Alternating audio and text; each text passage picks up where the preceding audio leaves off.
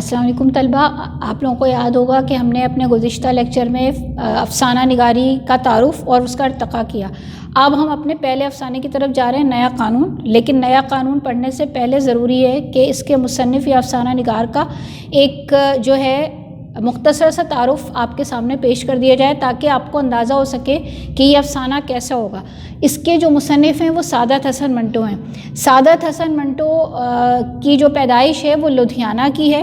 انہوں نے ابتدائی تعلیم، ان کا تعلیم کا کوئی اتنا زیادہ یعنی کوئی شاندار جو ہے وہ مستقبل نہیں ہے۔ انہوں نے تعلیم حاصل کی، اس کے بعد وہ پہنچے علی گڑھ یونیورسٹی تک، لیکن وہاں انہوں نے کوئی خاطر خواہ کامیابی حاصل نہیں کی۔ لیکن وہاں ان کو ایک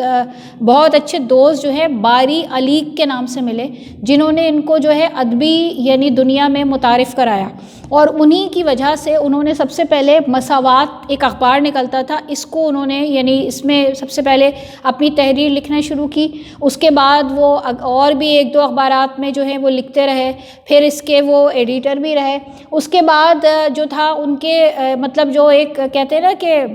فنکار یا جو مصنف ہوتا ہے وہ ایک اس کے اندر تبدیلی ہوتی ہے، وہ ذرا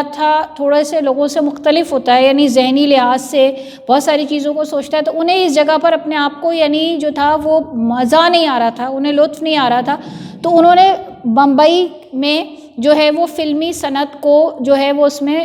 شامل ہو گئے، اور وہاں پر انہوں نے فلموں کے مکالمے بھی لکھے، کہانیاں بھی لکھیں۔ کئی فلمیں ان کے جو ہے وہ ان کی کہانیاں بڑی مشہور ہوئیں۔ پھر اس کے بعد وہ وہاں پہ بھی ان کو سکون آیا، کیونکہ وہ جو ان کی روح تھی نا اس میں بے چینی تھی، وہ روح پھر وہ دہلی منتقل ہو گئے۔ دہلی میں آ کر منٹو نے سب سے پہلے جو ہے ریڈیائی ڈرامے لکھے۔ ریڈیائی ڈرامے مطلب جو ریڈیو کے لیے ڈرامے ہوتے تھے، اور ان کی تعداد تقریباً جو ہے وہ 100 کے قریب ہے، اور یہ وہ ڈرامے ہیں 100 جو تمام کے تمام شہرت حاصل کر سکے، یعنی بہت زیادہ مشہور ہوئے۔ اور یہی مشہوری جو تھی وہ سعادت حسن منٹو کو جو ہے یعنی ان کا اگر دیکھا جائے تو یہی جو ہے وہ کام ہے۔ آگے جب تقریباً 1948 کا دور آیا تو انہوں نے پاکستان میں لاہور ہجرت کی اور یہاں پر انہوں نے قیام کیا۔ اگر ہم ان کی زندگی پہ بات کریں تو کوئی، میں نے آپ کو بتایا کہ کوئی ایسی شاندار جو ہے وہ ان کی زندگی نہیں ہے۔ اگر کہا جائے تو شراب کے بہت رسیہ تھے، اور اسی بنا پر جو ہے عمر کے آخری حصے میں جو ہے انہیں ٹی بی ہو گیا، اور اسی میں ان کا انتقال 1955 میں ہوا، لاہور میں ان کا انتقال ہوا۔ اب آ جائیں ہم ان کی بات کرتے ہیں طرز تحریر کی، یعنی ان کا طرز تحریر کیا ہے، جو کہ ایک مصنف کا اصل جو کہتے ہیں نا اس کی پہچان یا اس کا ہتھیار ہوتا ہے جس سے وہ پہچانا جاتا ہے۔ تو سب سے پہلے حقیقت نگاری۔ حقیقت نگاری آپ کو یاد ہوگا جب ہم نے پڑھا تھا یعنی ترقی پسند تحریک میں، تو ہم نے یہ بات معلوم کی تھی کہ ترقی پسند تحریک والے جو مصنفین تھے وہ یہ کہتے تھے کہ حقیقت کو حقیقت ہی میں بیان کیا جائے، لیکن حقیقت بیان تو بہت اچھی بات ہے، لیکن منٹو بھی ان میں شامل تھے جو حقیقت بیان کرتے کرتے جو تھے باغیانی سوچ یا جنسیت کی طرف ذرا چلے گئے تھے، اور اس پر ان کے دور میں بھی بہت زیادہ ان پر تنقید ہوئی، انہیں جیل بھی جانا پڑا، انہوں نے جیل بھی کاٹی، سزا بھی ہوئی۔ اس کے بعد آ جائیے جزیات نگاری۔ جزیات کہتے ہیں ایک چھوٹی سے چھوٹی چیز پر نظر رکھنا، ایک معمولی سے معمولی حرکت یا جو اطراف میں جو کچھ ہے اس کو بڑے واضح بیان کرنا۔ ایک اچھا مصنف وہ ہے جو کہ چھوٹی چھوٹی چیزوں کا خیال رکھتا ہے، چھوٹی چھوٹی چیزیں جو اس کے ارد گرد ماحول میں جس کی وہ کہانی بیان کر رہا ہے اسے بیان کرتا ہے۔ تو جو منٹو ہیں ان کی ایک بڑی خصوصیت تحریر کی یہ ہے کہ انہوں نے چھوٹی سے چھوٹی چیزوں کو بھی جو ہے وہ بڑی تفصیلاً بیان کیا ہے، اور اس تفصیل کی بنا پر انہوں نے اپنی کہانیوں کو جو ہے وہ بڑا یعنی خوبصورت بنایا۔ آگے ہم چلتے ہیں تحریک آزاد انسانی نفسیات۔ انسانی نفسیات جو ہے وہ منٹو کا ہمیشہ سے موضوع رہا، یعنی انہیں انسانی نفسیات سے بہت زیادہ لگاؤ تھا، اور ان کے حساب سے یہ سمجھتے تھے کہ وہ انسان کی نفسیات سے زیادہ واقف ہیں۔ بات تو یہ صحیح ہے، لیکن وہی والی بات جو ہم کہتے ہیں نا کہ ہم نے ایک سنی ہے ایک بات جو ہمارے ایک مشہور نفسیات دان گزرے ہیں سگمنڈ فرائیڈ، اور ان کے بارے میں کہا جاتا ہے کہ انسان ہمیشہ اپنے خواب میں وہ کچھ دیکھتا ہے جو حقیقت میں نہیں کر پاتا، اور اس میں زیادہ تر اس کی وہ خواہشات ہوتی ہیں جنہیں وہ عام حالات میں پورا نہیں کر پاتا۔ تو اگر ہم انسانی نفسیات کی منٹو کی بات کریں تو دراصل یہاں پر بھی کچھ ایسے ہی ہمیں موضوع نظر آتا ہے، یعنی انہوں نے جو ہے انسانی نفسیات کے اندر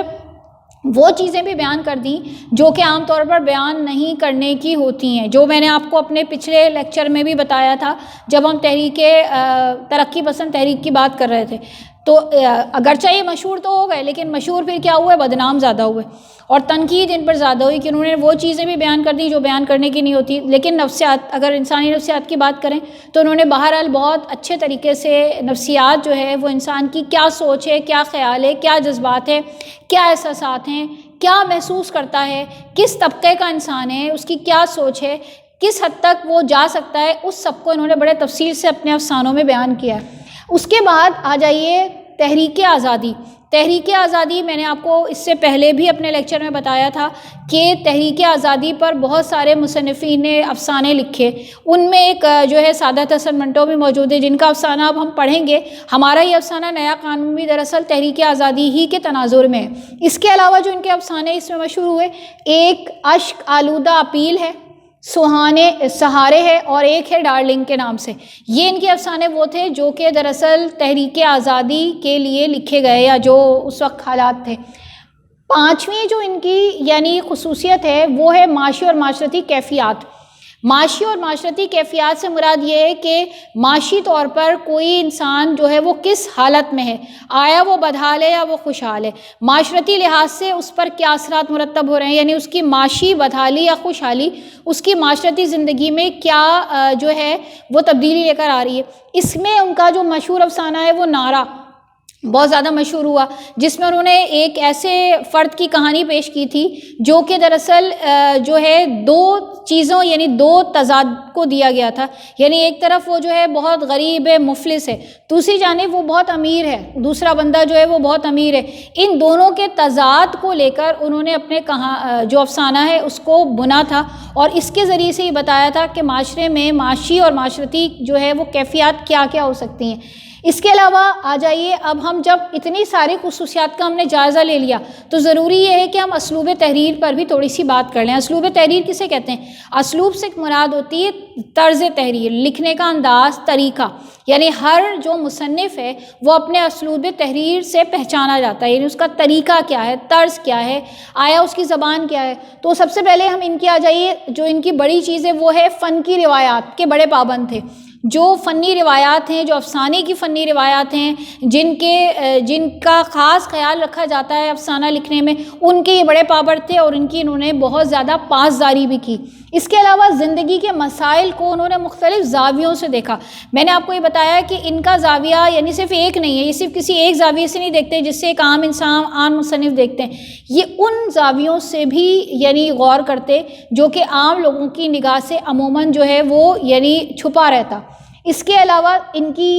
کے ہمیں سادگی نظر آتی ہے، یعنی کوئی مشکل الفاظ نہیں ہے، کوئی تشبیہات اور استعارات، اور جو ہے وہ اپنی یعنی افسانے کو بیان کرنے کے لیے کوئی مشکل الفاظ کا سہارا نہیں لیا۔ زبان اور بیان جو ہے وہ ان کا بالکل جو ہے سلیس اور آسان ہے۔ اور پھر سب سے بڑی بات، جس طبقے کی بات کی، جس جگہ کا افسانہ لکھا، جس کردار کی بات کی، وہ زبان بھی انہوں نے استعمال کی، یعنی وہ زبان ہی لگی جس زبان کا انہوں نے افسانہ لکھا۔ اس کے بعد اس کے علاوہ ان کے یہاں تضادات بہت ہیں، انہوں نے تضاد کی بات کی ہے۔ تضاد آپ کو معلوم ہے کہ کسی چیز کی الٹ یا ضد کو کہتے ہیں، یعنی انہوں نے دو چیزوں کو لے کر کبھی جو ہے وہ محبت اور نفرت کو لے لیا، کبھی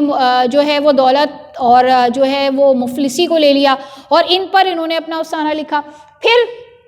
جس کی بنا پر یہ بہت زیادہ کیا کہنا چاہیے کہ تنقید کا نشانہ بنے، بہت زیادہ بدنام ہوئے، آج تک بھی بدنام ہے، وہ کیا ہے؟ ان کی جنسی جذبات کو بیان کرنے کا طریقہ۔ یعنی میں نے آپ کو بتایا تھا کہ ان کے اوپر ایک بہت بڑا الزام یہ لگتا ہے، بلکہ ایک طرح سے ایک ٹھپا لگایا جاتا ہے کہ انہوں نے جو ہے وہ جنسیات کو بہت بیان کیا، یعنی جنس سے متعلق جو چیزیں نہیں بیان کرنے کی ہیں، جو نہیں الفاظ میں بیان کرنے کا ہوتا، اس کو بھی انہوں نے الفاظ میں بیان کر دیا۔ منٹو کے افسانہ نگار کی حیثیت سے جو ہے انہوں نے ہم اگر ایک رائے لے لیں کہ ہم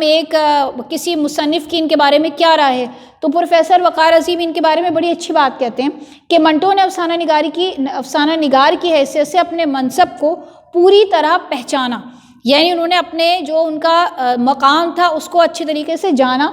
اور اپنے ترکش کے ہر تیر کی اہمیت کا صحیح اندازہ لگایا. دیکھیں ترکش کیا ہوتی ہے؟ ترکش وہ چیز ہوتی ہے جس میں تیر رکھے جاتے ہیں، یعنی تیر رکھنے کا ایک خول ہوتا ہے. تو اس کا مطلب کیا ہوا کہ انہوں نے نہ صرف یہ جانا کہ میں ایک افسانہ نگار ہوں، اور افسانہ نگار ہونے کے بعد میں کس طریقے سے جو ہے وہ یعنی لوگوں کو اپنی تحریر کی طرف راغب کر سکتا ہوں، کون کون سے الفاظ، کون کون سی کیفیات، کون سے جذبات یا کون سے جو ہے وہ میرے اظہار کا طریقہ ہو سکتا ہے. تو اس کو انہوں نے بہت اچھے طریقے سے جانا. اب آپ جان ہی گئے ہوں گے افسانوں کی اگر ہم بات کریں کہ ان کے کون کون سے افسانے کے مجموعے اب تک چھپ چکے ہیں، تو ایک ان کا منٹو راما کے نام سے ہے، ایک منٹو نما کے نام سے ہے، یعنی جو ان کے مشہور افسانوں کے مجموعے ہیں. اگرچہ اب بھی جو ہے پرانے افسانوں کو لے کر اکثر جو ہے وہ نئے ایڈیشن جو نئے کتابیں ہیں وہ چھپ جاتی ہیں، لیکن یہ 3 افسانے جو ہیں وہ بہت زیادہ مشہور ہوئے. تو اس طرح سے آپ جان گئے کہ سعادت حسن منٹو جو ہیں وہ ایک حقیقت نگار مصنف ہیں، اور ان کے افسانے میں جو ہے وہ ہمیں حقیقت نظر آتی ہے، اور یہی ان کا موضوع ہے. انشاءاللہ تعالی جب ہم ان کا افسانہ پڑھیں گے تو ان کے بارے میں زیادہ اچھی رائے قائم کر سکیں گے. شکریہ.